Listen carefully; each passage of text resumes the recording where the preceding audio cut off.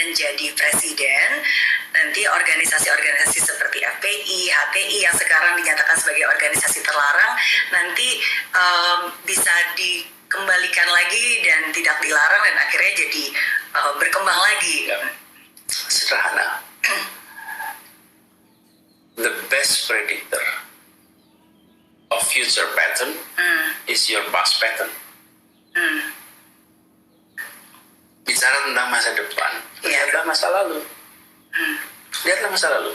Jadi ketika kemudian kita memberikan asumsi, lagi-lagi asumsi ya. Asumsi itu diulang-ulang seakan itu kenyataan. Asumsi apapun lah. Asumsi apapun. Jadi kalau ini Bu Mary pakai baju merah. Tapi kita semua bilang biru, apa yang terjadi? Seakan-akan biru. Bu Mary itu biru, lagi semua orang bilang yang biru gitu. Jadi sesuatu yang kita saya alami. Jadi bayangkan, ini secangkir air putih. Secangkir putih nih. Tapi kalau ada 10 orang di ruangan ini, rame-rame bilang ini air keras. Apa yang tercipta di luar sana? Ini air keras. Narasi saya tidak mau menjawab ini air putih, enggak. Udah pada nyobain aja sendiri. Caranya apa? Saya udah kerja 5 tahun nih. Udah 5 tahun, coba Anda lihat sendiri dah. Terjadi tidak?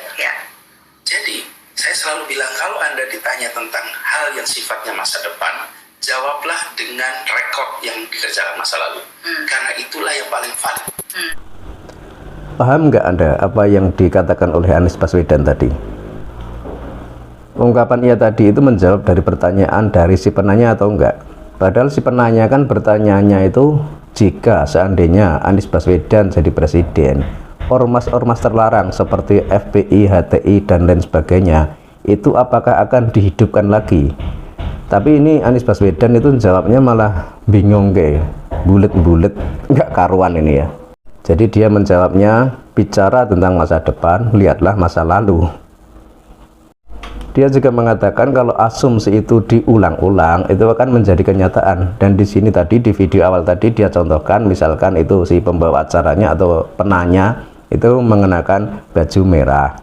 Terus kalau asumsinya itu bukan baju merah, otomatis orang akan menilai itu baju merah. Kemudian dicontohkan juga air putih dalam gelas.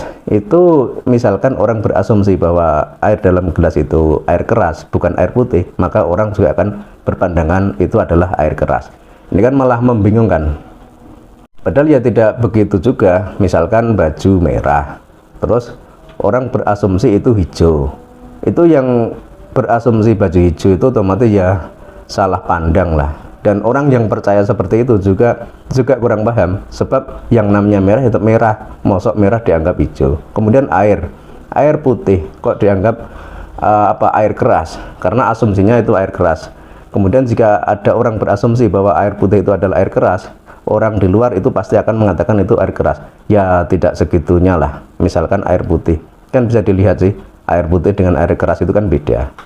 Jadi intinya apa? Intinya itu penjelasan Anies Baswedan ini sangat membingungkan. Jadi kalau misalkan dia mau mencalonkan diri sebagai presiden, ini ditanya soal seperti ini aja nggak bisa menjawab. Bagaimana nanti kalau mau jadi presiden? Apa malah tidak bikin bingung rakyat Indonesia?